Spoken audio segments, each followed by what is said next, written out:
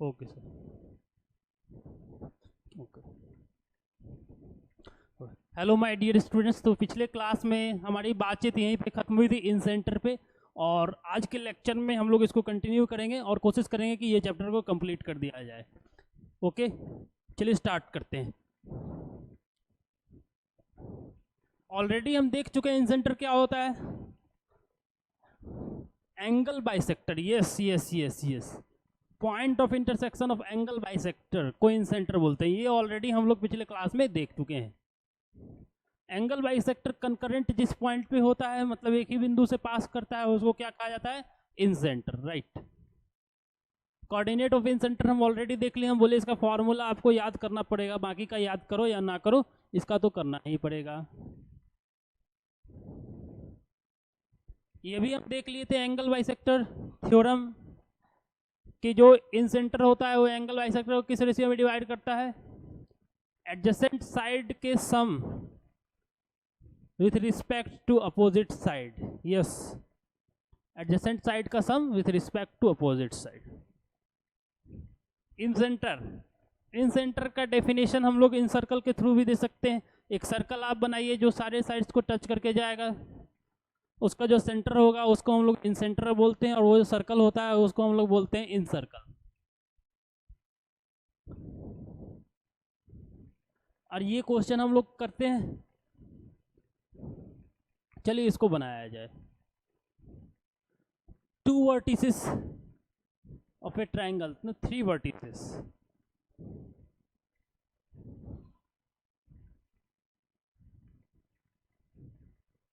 Three vertices of a triangle are given, तीन वर्टिसेस दे दिया है और इन सेंटर पूछ रहा है।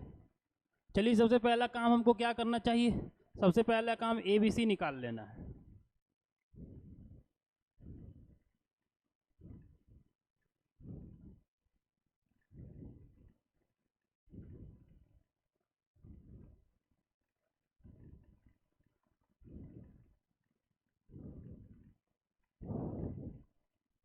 यस,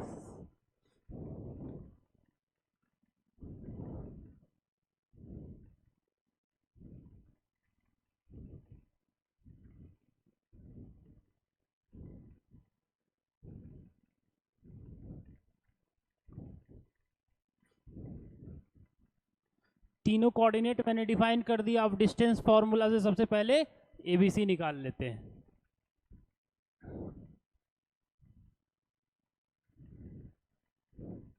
हाँ जी, डिस्टेंस फार्मूला बोलिए। y2 माइनस y1 का whole square plus x2 minus x1 का whole square. 4 minus of minus 2 6,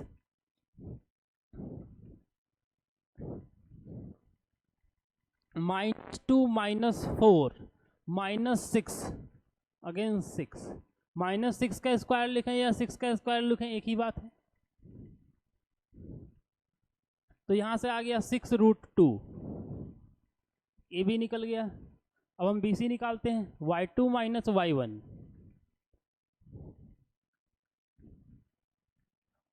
5 minus 4 1, 5 plus 2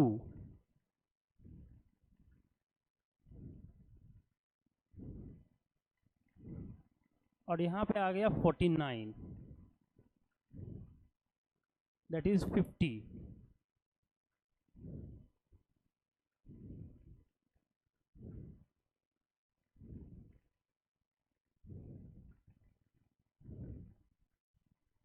that is 5√2। अब AC निकाल लेते हैं। 5 प्लस 2, 5 प्लस 2 7 स्क्वायर 49, 5 माइनस 4 1,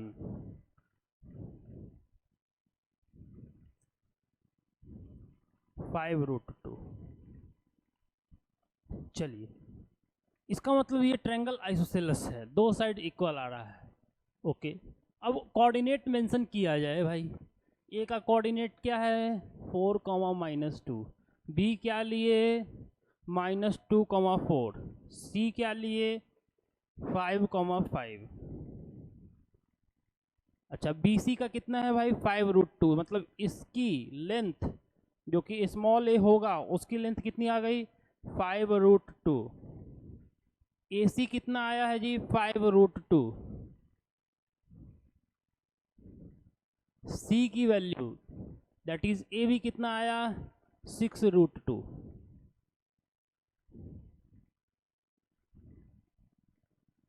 (6√2) मैंने निकाल लिया। अब इन सेंटर का क्या लगाते हैं formula,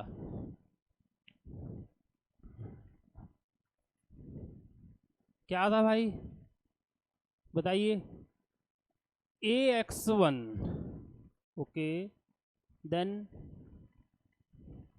BX2 okay, then CX3 okay. तो इन सेंटर का कोऑर्डिनेट लिखा जा रहा है AX1, X1 क्या है 4, 4 के अपोजिट में क्या है भाई 5√2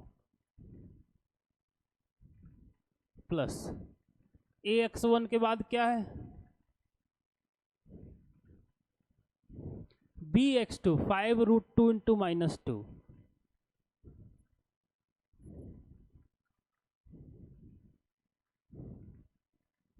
6√2 इंटू 5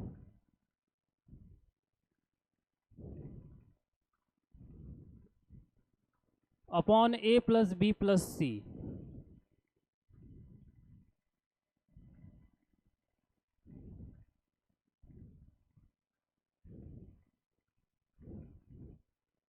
(5√2 प्लस 6√2) चलिए सॉल्व कर लेते हैं। 5 इंटू 4 20, 20√2, 5 2 ज़ा 10 माइनस 10√2, 6 5 ज़ा 30 प्लस 30√2 डिवाइडेड बाई 5 5 10 10 प्लस 6 16√2। एक काम करते हैं √2 को ऊपर और नीचे कैंसिल कर दें, आएगा ही, ऑब्वियस सी बात है। चलिए सिंप्लीफाई करके देख सकते हैं। 20 minus 10 10, 30 plus 10, 30 plus 10 40, 40√2 divided by 16√2, 8 5 ज़ा 40, 8 2 ज़ा 16, दैट मीन्स 5/2 आएगा एक्स कोऑर्डिनेट। और इसी तरीके से वाई कोऑर्डिनेट निकाल लेना है। तो 5/2 एक्स कोऑर्डिनेट आ रहा है। 5/2 एक्स कोऑर्डिनेट कहाँ पे है, कहाँ पे है, यहीं पे, मात्र और मात्र यहाँ है। इसका मतलब ऑप्शन ए ही सही है। एक ही से पता चल गया, अगर कुछ और आता तो आगे बढ़ते। अब कहीं ऑप्शन दूसरे कोई ऑप्शन में है ही नहीं 5/√2, इसका मतलब ऑप्शन ए करेक्ट है इसका। तो आई थिंक समझ में आ गया होगा। चलिए आगे बढ़ा जाए। एक्स सेंटर, इन सेंटर जो होता है वो इंटरनल एंगल बाइसेक्टर होता है, x centre external angle bisector होता है। Point of intersection of external angle bisector, देखिए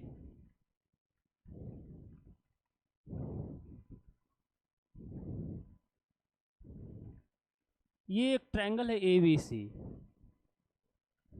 और ये पॉइंट मैंने एक D लिया। जब किसी भी ट्रायंगल के एक साइड को आप एक्सटेंड करोगे तब जाकर के एक्सटर्नल एंगल बनेगा।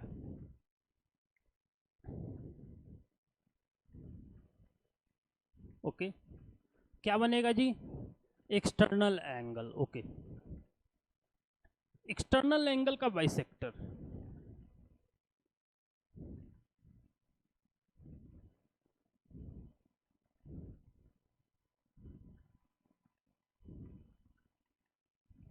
ऐसे आ रहा है, एक एक्सटर्नल एंगल यहाँ हुआ,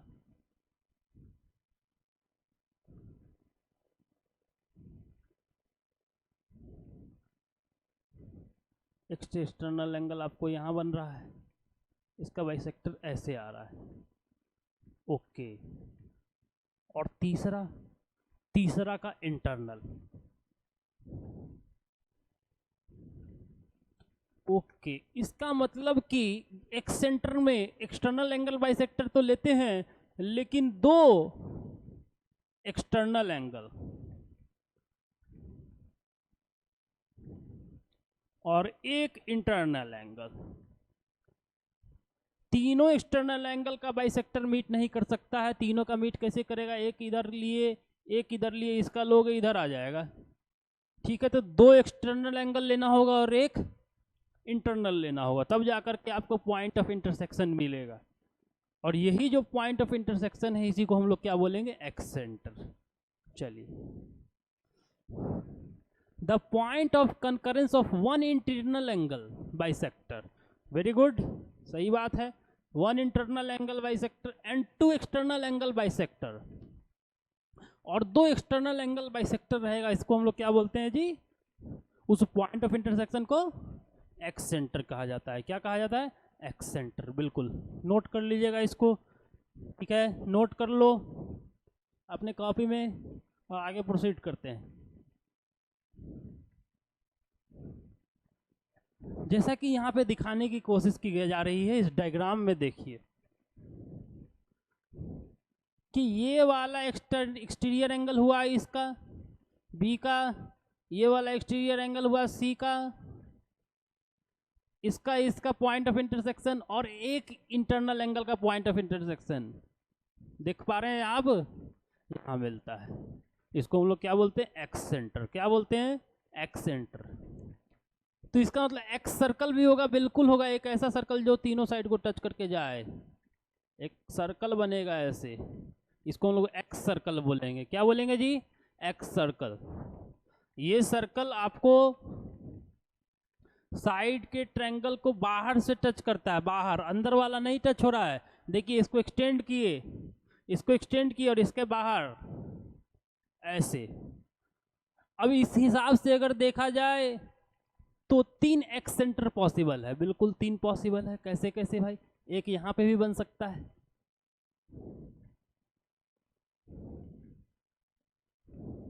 इसका एंगल बाइसेक्टर, इसका एंगल बाइसेक्टर और इसका इंटरनल।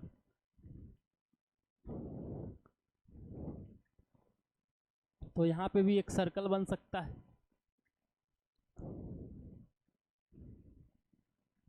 ओके, इधर भी पॉसिबल है।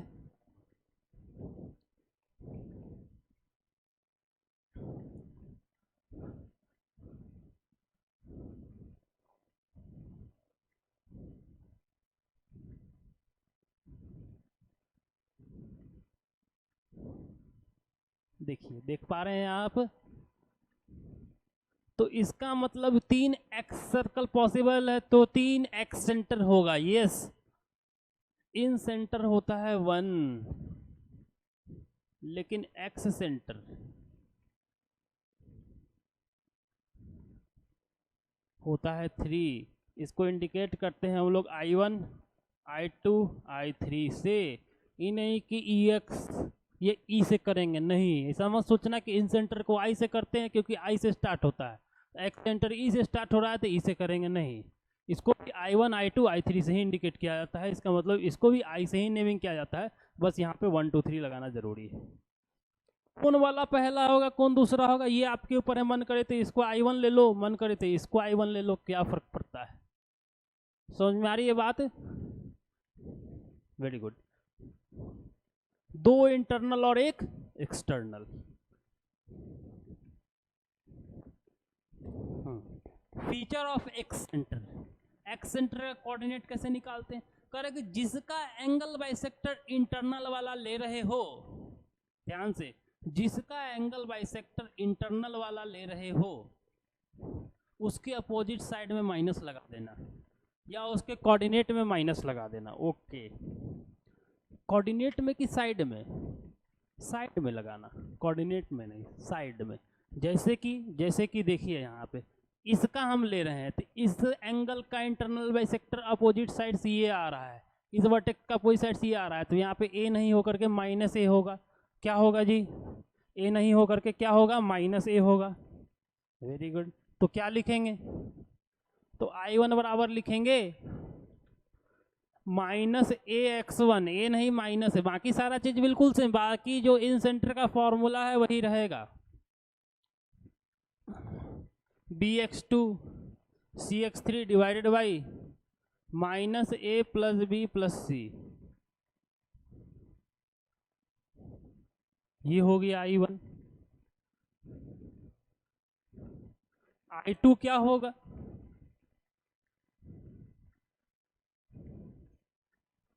जरा बताइए। आई टू अगर आप इसको ले रहे हो,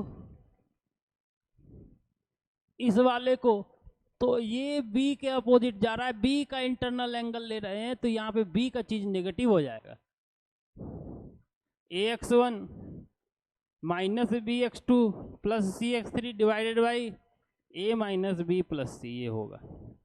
और इसी तरीके से आप y का भी कोऑर्डिनेट लिख सकते हो। तो आई थिंक यहाँ पे समझ में आ गया होगा।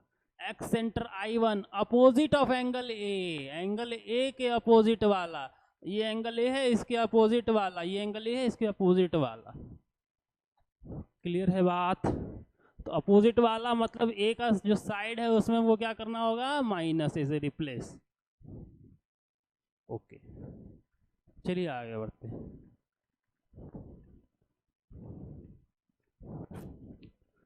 देखिए एक्स सर्कल और escribed circle, very good very good. दूसरी बात, the circle touching side B C and extended side, B C को टच कर रहा है बाहर से, और ए बी और ए सी का एक्सटेंशन है, उससे टच करके जो सर्कल बना रहे हो आप, उसको हम लोग क्या बोलते हैं, एस्क्राइब्ड सर्कल या फिर एक्स सर्कल। क्या बोलते हैं जी, एक्सक्राइब्ड सर्कल या फिर एक्स सर्कल। बिल्कुल, एक्सक्राइब्ड सर्कल या फिर एक्स सर्कल। इसके सेंटर को ही क्या कहा जाता है, एक्स सेंटर कहा जाता है। इसके सेंटर को क्या कहा जाता है, एक्स सेंटर। इसी तरीके से बी के लिए है, इसको हम लोग I2 से रिप्रेजेंट कर रहे हैं, जैसा कि मैंने आपको पहले ही बताया।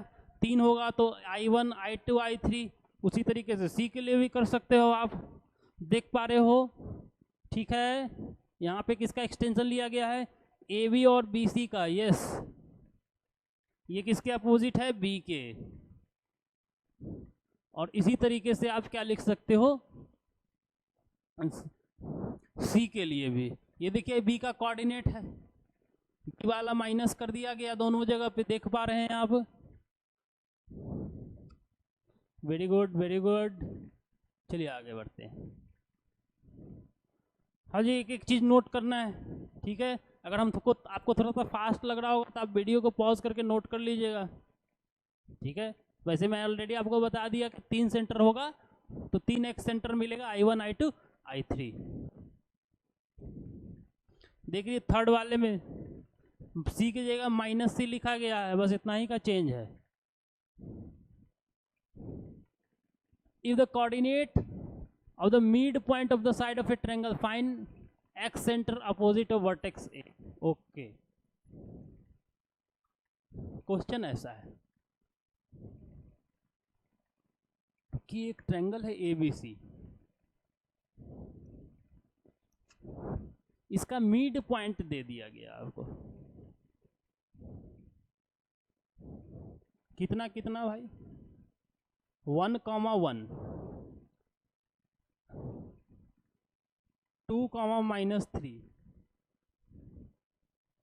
3,4। अच्छा, और आपसे पूछ रहा है कि आप एक्स सेंटर निकालो ए के अपोजिट। सबसे पहला काम क्या करना है, ए बी सी का कोऑर्डिनेट निकाल लेना है। ओके, हो जाएगा। मिड पॉइंट है तो काफ़ी आसान है, इजीली निकाल लोगे। उसके बाद क्या करना है, ए के अपोजिट वाला,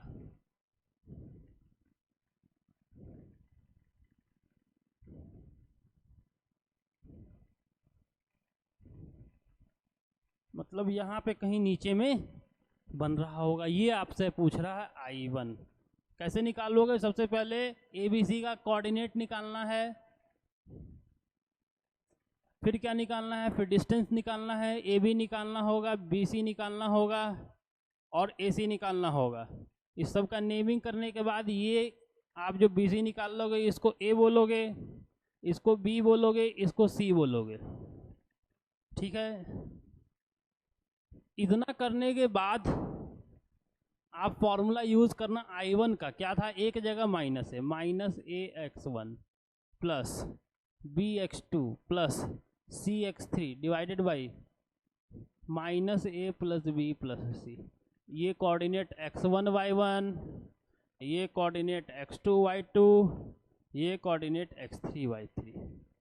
ओके, क्लियर है, हो जाएगा। तो ये इसको सॉल्व करके और आंसर को कमेंट करना है। ओके, चलिए आगे बढ़ते हैं। ऑर्थो सेंटर, ऑर्थो सेंटर क्या होता है जी? ऑर्थो सेंटर, जी हाँ, point of intersection of altitude. जब किसी ट्रायंगल के वर्टेक्स से आप किसी साइड पर, मतलब अपोजिट साइड पर परपेंडिकुलर ड्रॉप करते हो, देखिए परपेंडिकुलर बाइसेक्टर नहीं बोल रहे हैं, परपेंडिकुलर बोल रहे हैं, परपेंडिकुलर ड्रॉ करते हैं तो उस लाइन को एल्टीट्यूड कहा जाता है। क्या कहते हैं उसको हम लोग? एल्टीट्यूड। तो उसी के पॉइंट ऑफ इंटरसेक्शन को ऑर्थो सेंटर कहा जाता है, मतलब point of concurrence of altitude. Okay okay okay, मतलब सीन ऐसा है,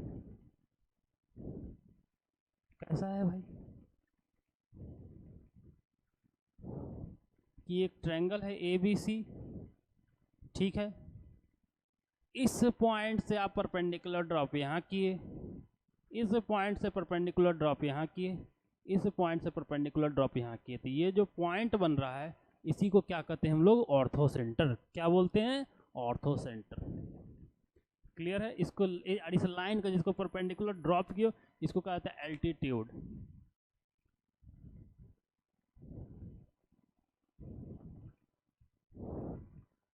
A line segment drawn from the vertex and perpendicular to opposite side। yes, opposite side के परपेंडिकुलर, देखिए परपेंडिकुलर है, परपेंडिकुलर बाइसेक्टर नहीं है, ध्यान रखिएगा, परपेंडिकुलर बाइसेक्टर अलग होता है, यहाँ पे परपेंडिकुलर का जिक्र हो रहा है। BE परपेंडिकुलर टू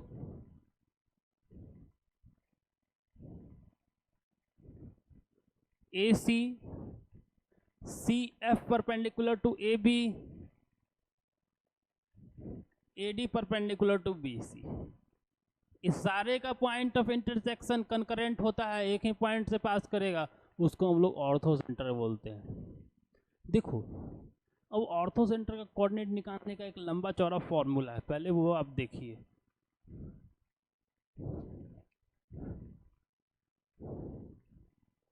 देखो, इसको लिख लो अपने कॉपी में, लिख लो इसको।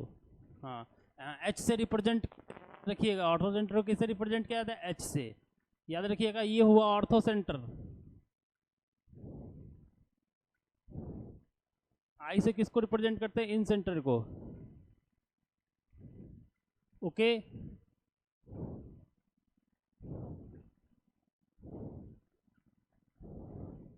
सेंट्रॉइड G,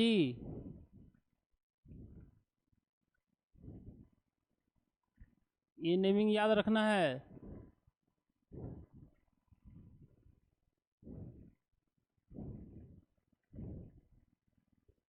तो ये फॉर्मूला को आप देख रहे हैं, ये फॉर्मूला से क्वेश्चन आप नहीं बना पाओगे, क्योंकि ये फॉर्मूला ना याद रहेगा, ना इसको अप्लाई कर पाओगे। एंगल A निकालना, एंगल B निकालना, फिर एंगल Z निकालना, फिर tan लगाना, बहुत टफ काम है, नॉट एन इजी टास्क। तो क्या किया जाए? ऑर्थो सेंटर के लिए हम क्या करेंगे ना, किसी भी दो लाइन का इक्वेशन को सॉल्व करेंगे एकदम ध्यान से। देखिए, मान लेते हैं कि हम BE का इक्वेशन निकाल लिए,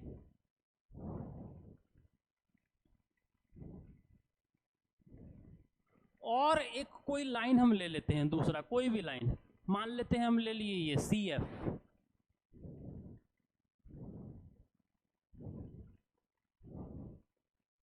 CF का भी इक्वेशन हम निकाल लिए।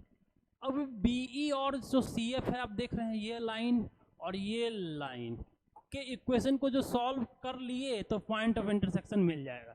मतलब कि हमको ध्यान में क्या रखना है कि दो लाइन का इक्वेशन निकालना है, अगेन अगेन अगेन दो लाइन के इक्वेशन को निकाल करके सॉल्व करना है। Point of intersection of two lines, या फिर हम बोलेंगे टू एल्टीट्यूड्स। ओके ओके, अब बात है कि कैसे करोगे।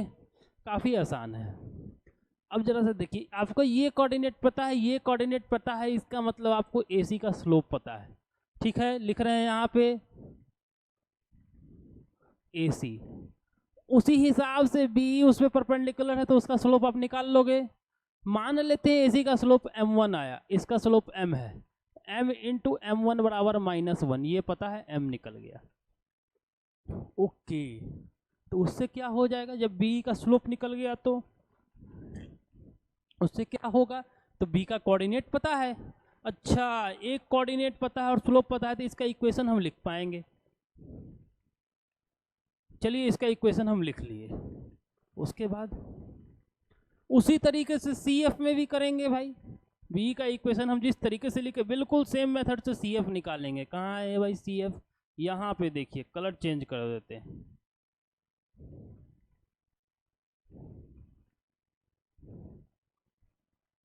एक मिनट,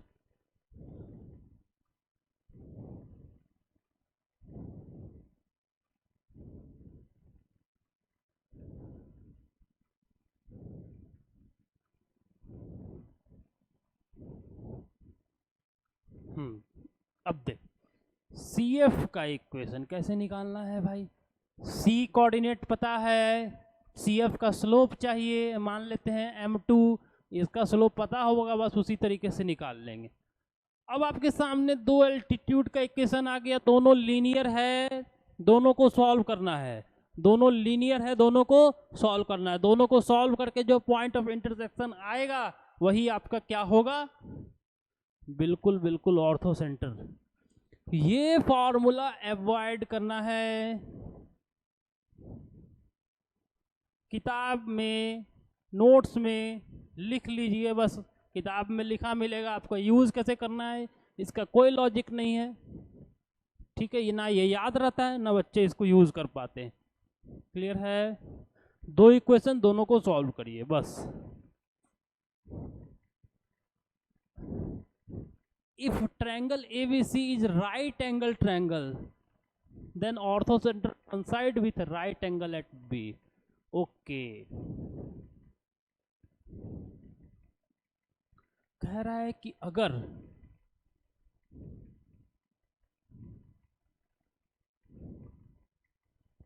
ABC एक राइट ट्रायंगल है, ओके ओके, ABC एक क्या है, राइट ट्रायंगल, राइट ट्रायंगल है, क्या होता है जी ऑर्थो सेंटर, एल्टीट्यूड होता है। ओके, एल्टीट्यूड होता है, किसका किसका एल्टीट्यूड होता है भाई, अपोजिट साइड का एल्टीट्यूड होता है, वर्टेक्स से ड्रॉप करते हैं। तो जरा देखिए, बी से अगर हमको इस AC पे परपेंडिकुलर ड्रॉप करना है, बी से अगर AC पे परपेंडिकुलर ड्रॉप करना है, तो आपको नहीं लग रहा है कि यहाँ से यही वाला लाइन BC जो है यही परपेंडिकुलर है। एकदम ध्यान से, काफ़ी महत्वपूर्ण बात, बिल्कुल बिल्कुल उसी तरीके से अगर A से आप परपेंडिकुलर BC पे करना चाहोगे तो फिर आप C पे ही पहुंचोगे। इसका मतलब कि BC के ऊपर जो परपेंडिकुलर है वो भी C पे है, AC से जो A से जो परपेंडिकुलर है वो भी C पे है, दो एल्टीट्यूड का पॉइंट ऑफ इंटरसेक्शन C मिल गया। अच्छा, इसका मतलब भाई, इसका मतलब कि यही क्या है, यही है ऑर्थो सेंटर, यही क्या है, ऑर्थो सेंटर है। ऑर्थो सेंटर क्या होता है राइट एंगल ट्रायंगल में, जहां पे राइट एंगल बने, point of right angle is nothing but ortho centre. इसी को हम लोग क्या बोलते हैं, पॉइंट ऑफ राइट एंगल को ही ऑर्थो सेंटर क्या बोलते हैं जी, ऑर्थो सेंटर। क्लियर है, कैसे किए, यहाँ से परपेंडिकुलर यहाँ किए, यहाँ से परपेंडिकुलर यहाँ किए, दोनों आपस में परपेंडिकुलर है तो पॉइंट ऑफ इंटरसेक्शन यही हो गया, तो इसको हम लोग ऑर्थो सेंटर बोल देंगे। Very very easy. चलिए आगे प्रोसीड करते हैं। एंड बहुत महत्वपूर्ण, the last circumcentre. Circumcentre क्या होता है? अच्छा, सेंट्रॉइड क्या था भाई? Point of intersection of medians. Very good. Centroid के इन सेंटर क्या था भाई? Point of intersection of angle bisector. Very good. Orthocentre क्या था? Point of intersection of altitude. Circumcentre क्या है? सरकम सेंटर है point of intersection of perpendicular bisector of sides. ये थोड़ा सा अलग है, ठीक है, ये थोड़ा क्या है, अलग है। यहाँ पे हमको वर्टेक्स से मतलब नहीं, अभी तक आप जो भी देख रहे थे देखिएगा, यहाँ से इस पॉइंट से मीडियन ड्रॉ किए, ठीक है, यहाँ से एंगल बाइसेक्टर, यहाँ से एल्टीट्यूड, सब में वर्टेक्स का यूज हो रहा था। इकलौता ऐसा चीज है जिसमें वर्टेक्स का यूज हम लोग नहीं करते हैं, इसमें वर्टेक्स का यूज नहीं होता है। अच्छा, तो फिर होता क्या है? ये जरा देखिए इसको 1 मिनट तक।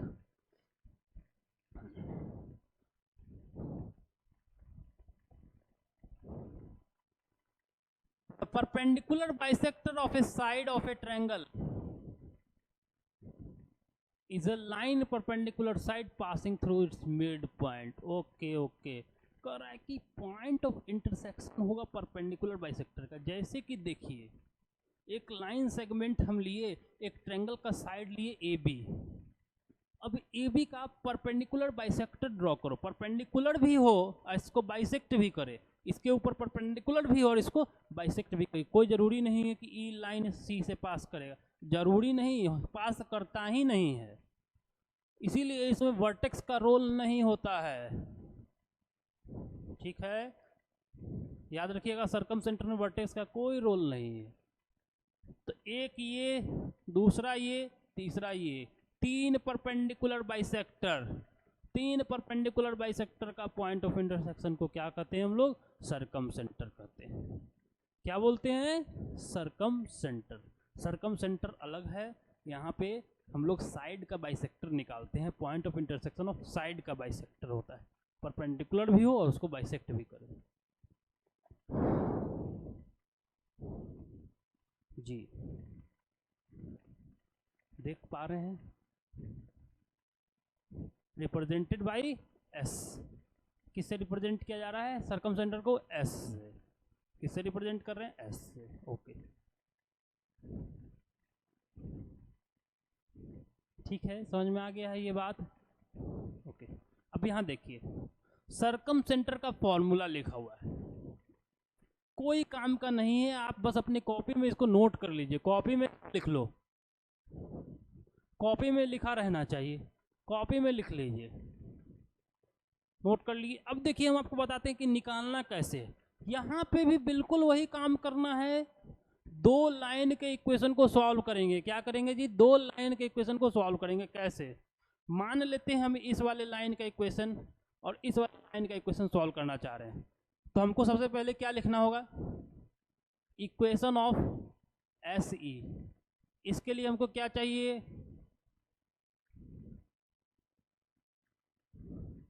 कोऑर्डिनेट।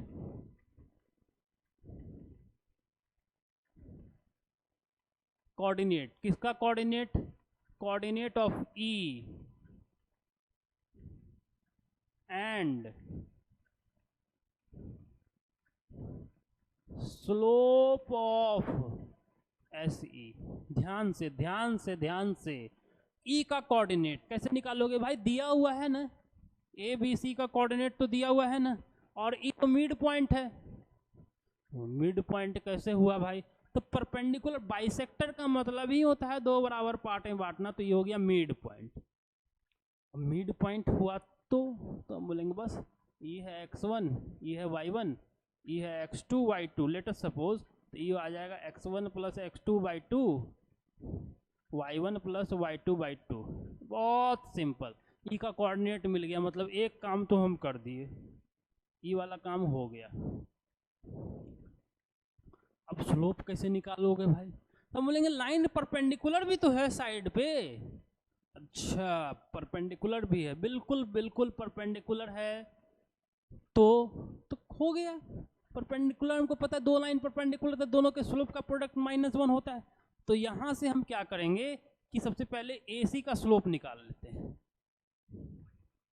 मान लेते हैं m1 आया, इसका स्लोप m ले लेते हैं, m इंटू m1 बराबर -1, और यहाँ से m निकल गया। अच्छा, मतलब स्लोप ऑफ SE भी आ गया, m आया। अब अगर स्लोप पता है, कोऑर्डिनेट पता है, तो इक्वेशन तो लिख ही लोगे। इतना तो हम उम्मीद कर ही सकते हैं कि इक्वेशन लिख लोगे। तो बस इसका इक्वेशन लिख लीजिए। उसी तरीके से किसी भी लाइन का, किसी भी एक और लाइन का, किसी भी एक और परपेंडिकुलर बाइसेक्टर ले लेना, ये वाला ले लो, ये वाला ले लो, कोई भी ले लो, डजेंट मैटर, कोई भी परपेंडिकुलर बाइसेक्टर आप ले लीजिए और दोनों को सॉल्व कर लीजिए। आप पाओगे कि आपको सरकम सेंटर मिल गया है। तो फॉर्मूला लगाने से ये ज़्यादा अच्छा है, और इसका कोई फॉर्मूला यूज़ भी नहीं करता। कौन यूज़ करेगा? 2A 2B 2C, कहाँ से लाएंगे एंगल? ABC कहाँ से निकलेगा? समझ में आ रही है बात? तो ये सही है, दो लाइन के क्वेश्चन को सॉल्व कर लेना है। आगे बढ़ते हैं। हाँ, देखिएगा जरा। अच्छा, यहाँ पे भी सर्कल बनता है। अच्छा, इन सेंटर में भी सर्कल बना, एक्स सेंटर में भी सर्कल बना, और ये सरकम सेंटर में भी सर्कल बना। इन सेंटर में जो सर्कल बना था उसको इन सर्कल बोले थे, सरकम सेंटर में जो सर्कल बनेगा उसको सरकम सर्कल बोलेंगे, एक्स सेंटर में जो सर्कल बनेगा उसको एस्क्राइब्ड सर्कल या फिर एक्स सर्कल बोलते हैं। क्या बोलते हैं जी? यस, एस्क्राइब्ड सर्कल और एक्स सर्कल। यहाँ पे जो सर्कल बनता है वो तीनों वर्टेक्स को टच करके जाता है। यहाँ पे जो सर्कल बनता है वो तीनों वर्टेक्स को क्या करेगा? टच करके जाएगा। पास करने वाला जो सर्कल होता है उसी को हम लोग सरकम सर्कल बोलते हैं, और इसका जो सेंटर है वो सरकम सेंटर होगा। Okay, centre of circumcentre of triangle is equal to circumcentre of triangle, centre of circumcircle. Clear है? अच्छा, तो सर्कल का जिक्र किस में हुआ? इन सेंटर में हुआ, एक्स सेंटर में हुआ, और एक्स सर्कल में हुआ, तीन जगह पे। चलिए आगे बढ़ते हैं। वेरी इंपॉर्टेंट, अगर राइट एंगल ट्रायंगल है, अगर राइट एंगल ट्रायंगल है तो सरकम सेंटर कहां पे होगा? सरकम सेंटर होगा हाइपोटेनियस के मिड पॉइंट पे, हाइपोटेनियस के मिड पॉइंट पे। कैसे कैसे सर, ऐसा कैसे? हम बोलेंगे देखिए, अभी बता देते हैं।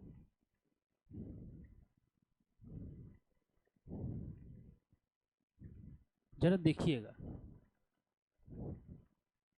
अगर ये एक ट्रायंगल है, राइट एंगल ट्रायंगल है, तो हमको पता है डायमीटर ही एक ऐसा लाइन होता है जो 90 डिग्री सरकमफ्रेंस पे बनाता है, और कोई नहीं। अच्छा, तो इसका मतलब ट्रायंगल में ये हाइपोटेनियस हो गया, सर्कल में ये डायमीटर हो गया, बिल्कुल। तो इसका आधा यहाँ कहीं आया जो कि सेंटर हो गया, हम बोलेंगे हाँ, और ये रेडियस हो गया, बिल्कुल सही बात। तो हाइपोटेनियस का आधा, हाइपोटेनियस का मिड पॉइंट ही सेंटर बन रहा है, बिल्कुल सही बात। यहां से परपेंडिकुलर यहाँ, यहां से परपेंडिकुलर यहाँ, और इस पे परपेंडिकुलर ऐसे, यही होता है क्या भाई? सरकम सेंटर।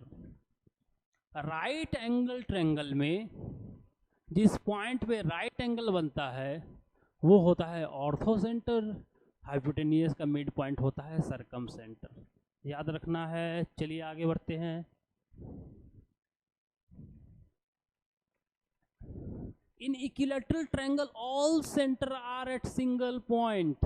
दुनिया में जितना भी सेंटर अभी आप पढ़े वो सारा का सारा कहाँ पे होता है? कहाँ पे होता है? यस यस यस, बिल्कुल एक ही पॉइंट पे होता है इक्विलैटरल ट्रायंगल में। अच्छा, G centroid, H orthocentre, H orthocentre, हाँ, आई इन सेंटर, ओ या फिर एस सरकम सेंटर। ध्यान रखिएगा, ओ से भी रिप्रेजेंट किया जाता है सरकम सेंटर को, या फिर एस। क्लियर है? ये सारा इक्विलैटरल ट्रायंगल में एक ही पॉइंट पे होता है। इक्विलैटरल ट्रायंगल में काम करना बहुत आसान है, कुछ भी पूछे सेंट्रॉइड निकालना सबसे आसान है, निकाल देंगे। x1 plus x2 plus x3 divided by 3, y1 plus y2 plus y3 divided by 3। Clear है? इंपॉर्टेंट पॉइंट है, नोट करके लिख लीजिएगा। Circumcentre, centroid orthocentre. Circumcentre क्या होता है जी? अच्छा, ऐसे देखते हैं, उधर से देखते हैं। ऑर्थो सेंटर, उसके बाद सेंट्रॉइड, और उसके बाद सरकम सेंटर। ये तीनों किसी भी ट्रायंगल में एक ही स्ट्रेट लाइन में होता है। याद रखिएगा, ये तीनों सेंटर हमेशा क्या होगा? एक ही स्ट्रेट लाइन में होगा, कॉलिनियर होगा, बिल्कुल। और ऑलवेज कॉलिनियर, हमेशा क्या होता है जी? कॉलिनियर होता है, हमेशा क्या होता है? कॉलिनियर होता है। और ऑर्थो सेंटर जो है वो आई मीन सेंट्रॉइड जो है वो ऑर्थो सेंटर और सरकम सेंटर को 2:1 रेशियो में डिवाइड करता है। बहुत इंपॉर्टेंट। किस रेशियो में डिवाइड करता है जी? 2:1 में। इसको हम लोग बोलते हैं H, इसको हम लोग बोलते हैं G, इसको हम लोग बोलते हैं O। तो G जो है वो H और O को 2:1 रेशियो में डिवाइड करता है। G जो है वो H और O को 2:1 रेशियो में डिवाइड करता है। पहले H लिखना है, फिर G, फिर O और 2:1। ऐसे भी लिख सकते हैं O के जगह पे, याद रहेगा। तो यही चीज यहाँ पे भी लिखा गया है, आप उधर से लिखिएगा ज़्यादा बेटर है। ऑर्थो पहले, फिर सेंट्रॉइड, फिर सरकम सेंटर। क्लियर है? चलिए, ये एक क्वेश्चन है आपका, ये मैं आपके ऊपर छोड़ रहा हूँ, ये आपको बनाना है, ठीक है। एंड यहाँ पे जा कर के आपका स्ट्रेट लाइन का टॉपिक कंप्लीट होता है। मैंने स्ट्रेट लाइन में सब कुछ करा दिया। अब नेक्स्ट चैप्टर जो मैं आपका स्टार्ट करने जाऊँगा वो रहेगा सर्कल। ओके, तो मिलते हैं आपसे अगले लेक्चर में।